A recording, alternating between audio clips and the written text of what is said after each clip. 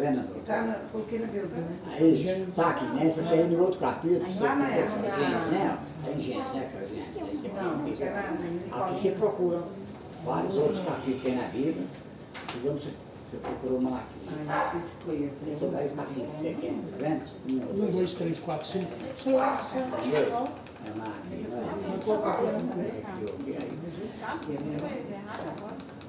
Aí versículo 14, sei lá. Tá vendo? De qual? Você quer sair? É, não, eu pô. Você entendi. Você quer sair? Aí ia sair, eu não sei. Pois é, então, né? Vai ali agora. Começar, gente, para não ficar batata? Vamos, vamos.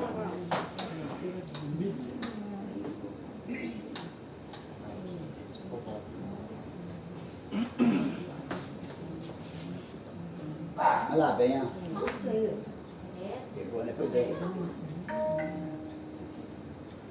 É Jó. Não é Jó? É no livro de Jó. Mas aí, Não, lá. não, pois é, ué. Não, João. Continua. João. É João. É João, né? João. João estivesse assento, não. Lá no fim do mundo, dos tempos. Bem, vamos lá?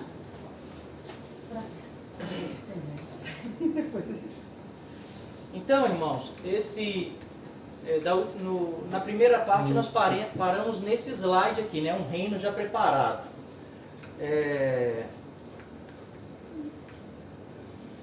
Vou dar só a introdução desse aqui para a gente continuar, tá? Aqui fala assim, um reino já preparado. Lá em João 14, fala assim, né? Na casa do meu pai há muitas moradas, se assim não for eu teria dito, pois vou preparar lugar. Se de fato Jesus estivesse dizendo que estava indo preparar um lugar para nós, ele estaria entrando em contradição com ele mesmo, porque ele disse em Mateus 25, lá em Mateus 25 está escrito assim, então dirá o rei aos que estiverem à sua direita, vinde benditos de meu pai, entrai na posse do reino que está preparado desde a fundação do mundo. Né, irmãos? Então, o reino já está preparado desde a fundação do mundo. Jesus não foi preparar nada, né, quando ele esteve na terra, há 2000 anos atrás. Já está preparado desde a fundação do mundo. Não é isso que o texto de João está dizendo. Né? Nós já falamos disso, é só uma introdução para a gente continuar no raciocínio. Tá? Esperamos a promessa. Pedro vai dizer assim, esperando e apressando a vinda do dia de Deus, por causa do qual os céus incendiados serão desfeitos e os elementos abrasados se derreterão. Nós, porém, segundo a sua promessa, esperamos novos céus e nova terra nos quais habita a justiça. Então, os irmãos percebem que Pedro está dizendo que existe uma promessa na qual é a nossa esperança. Né? Quando Jesus vier, lembra que os outros textos que nós lemos, diz assim que ele vai vir e ele vai pisar no Monte das Oliveiras e ele vai destruir o reino da besta, os seus exércitos. Aí Pedro diz aqui, né, os céus incendiados serão desfeitos nesse dia. Né? O sol, lua, estrelas, lá em Apocalipse fala realmente isso. Vai ser tudo, vai perder a luz, não vai dar o seu brilho. Né? E os elementos abrasados se derreterão. Tudo que existe na terra vai ser destruído com fogo. Lembra que nós lemos lá, nesse texto mesmo um pouco acima, que fala assim que o primeiro mundo foi destruído com água. Né? Aquele mundo antigo pereceu na água. E através da palavra de Deus, e que pela mesma palavra, esse mundo que agora existe, esse céu, essa terra, estão entesourados para fogo. Então quando Jesus vier, ele vai vir de fato, né? Incendiando, ele vai vir, os céus incendiados serão desfeitos, os elementos abrasados se derreterão. Todas as obras dos homens serão destruídas, carros, casa, tudo que o homem fez, cidades, vai ser tudo destruído, tá, irmãos? E ele fala assim também, e os homens ímpios, e a destruição dos homens ímpios, né? Aí ele fala assim, nós porém, nós quem? Nós igreja, que esperamos, que temos uma esperança em quê? Em promessas, né? Quais promessas? Nós vamos ver, as promessas lá dos profetas, que nós já lemos, mas nós vamos ver mais. Nós, porém, segundo a sua promessa, esperamos novo céu e nova terra. Lembra que o céu e a terra vão ser incendiados, vai ser tudo destruído aqui? Mas nós esperamos um novo céu e uma nova terra, nos quais habita a justiça. Ou seja, da mesma forma que o primeiro mundo pereceu na água, mas o mundo não foi destruído. Noé foi salvo, os animais foram salvos, a criação de Deus foi salva e houve um recomeço. Assim também, quando o Senhor vier e esse mundo for destruído com fogo, não vai ser tudo destruído, vai haver um recomeço. E é isso que Pedro diz: depois que acontecer toda essa destruição, nós esperamos novo céu e nova terra, nos quais habita a justiça. Aí Pedro lá, aqui ele falou que tem uma promessa, né? A qual é a nossa esperança. Lá em Atos 3, quando Pedro está pregando, né, ele faz uma pregação e 3.000 pessoas se convertem e batizam. Depois ele faz outra pregação, 4.000 pessoas se convertem. Então quando ele está pregando, ele fala assim: arrependei-vos, pois, e convertei-vos, para serem cancelados os vossos pecados, a fim de que da presença do Senhor venha tempos de refrigério, e que Ele envie o Cristo, que já vos foi designado, Jesus, o qual é necessário que o céu receba até aos tempos da restauração de todas as coisas, de que Deus falou por boca dos seus santos profetas desde a antiguidade. Lembra que Pedro falou que tem uma promessa para nós e é nela que nós esperamos? É aqui, ó, ele vai falar de novo. Que promessa é essa? Né? Jesus é o Cristo, já foi designado, nós já sabemos quem é o Rei, quem é o Messias, é Jesus, né? Mas é necessário que o céu o receba até, ou seja, ele vai ficar lá até ao tempo da restauração de todas as coisas. Que restauração de todas as coisas? É o que nós estamos lendo, é o que nós lemos lá, que Pedro diz lá na carta de Pedro. Né? Quando Jesus vier, ele vai destruir, né, todas as obras dos homens, os homens ímpios, mas ele vai restaurar de volta ao mundo. É isso que Pedro está dizendo, ele vai ficar lá até o tempo da restauração de todas as coisas. Quando der o tempo determinado, ele vem para destruir tudo desse mundo, as obras dos homens, e restaurar tudo de novo. Um novo céu e uma nova terra, que é o que nós esperamos. É a esperança. Mas ele fala assim, tempo da restauração de todas as coisas, de que Deus falou por boca dos seus santos profetas desde a antiguidade. Então os irmãos percebem que o evangelho que Pedro prega é o evangelho dos profetas. As promessas que são para nós, igreja, é as mesmas promessas que os profetas fizeram para Abraão, para Isaac, para Davi. Então não existe outro plano, para a igreja, algo que não estava revelado e foi revelado. Não existe de um destino, né? Pedro e Paulo e todos os apóstolos, eles pregam o evangelho que foi pregado aos nossos pais, Abraão, Isaac e Jacó. Então, essas promessas é de que falou os profetas. Lembra que nós lemos vários textos no primeiro estudo?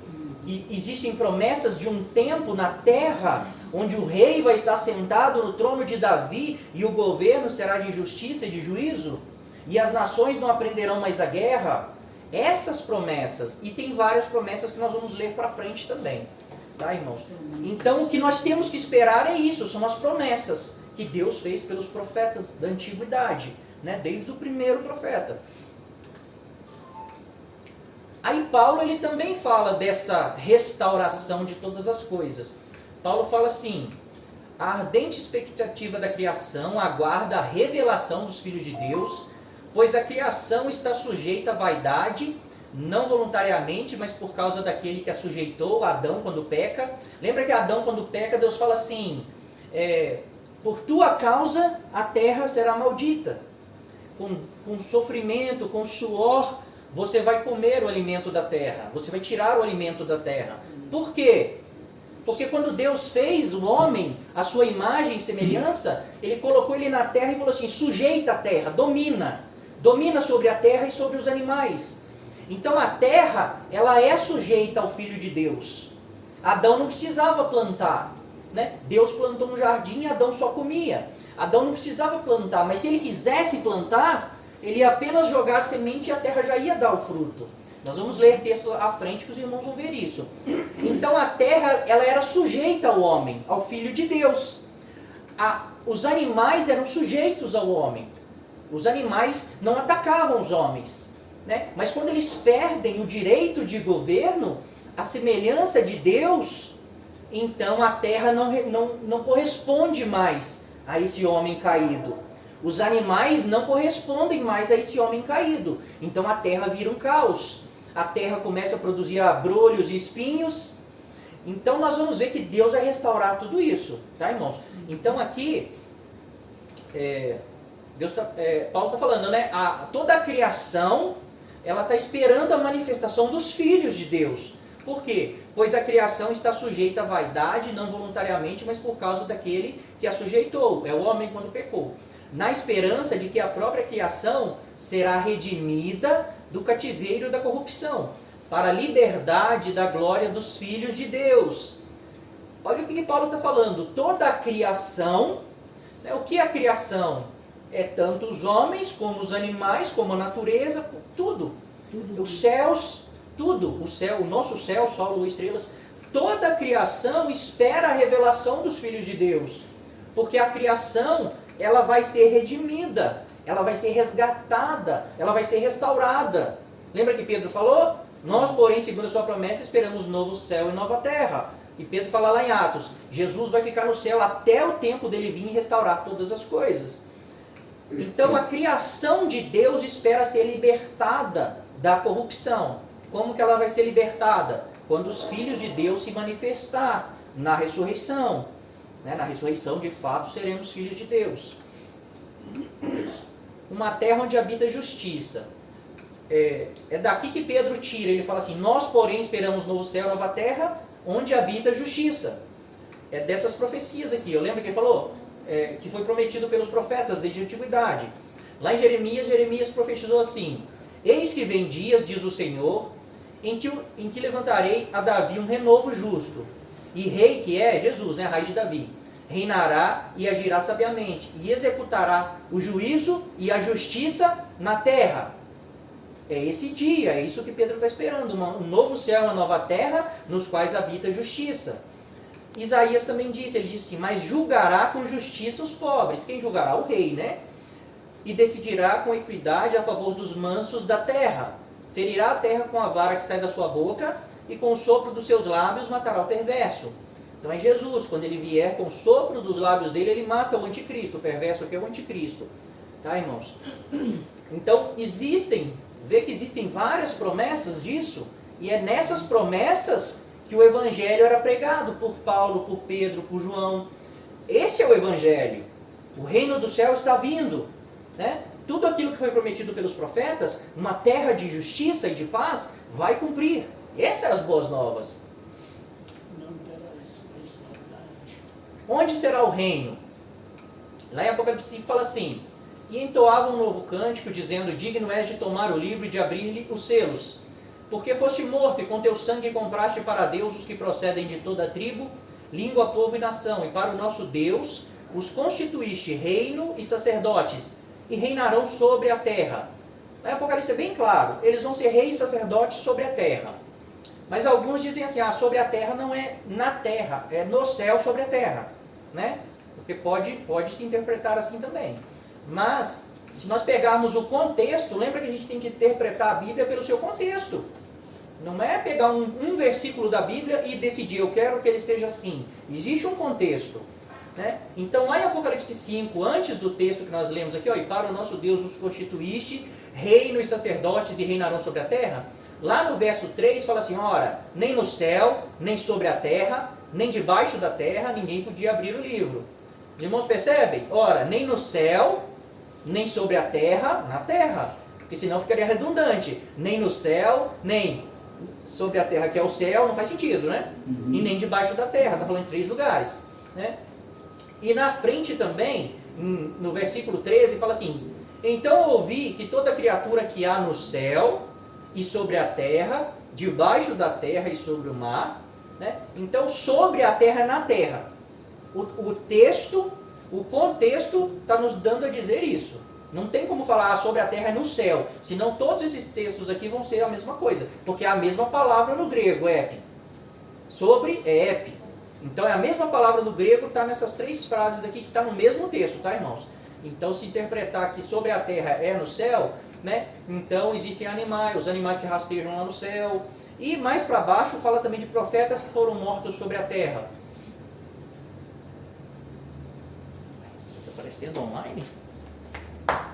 Ah, é assim que está aparecendo as propagandas. Deixa eu ver se eu consigo. Pior que agora eu acho que eu não consigo tirar esse negócio. Não consigo.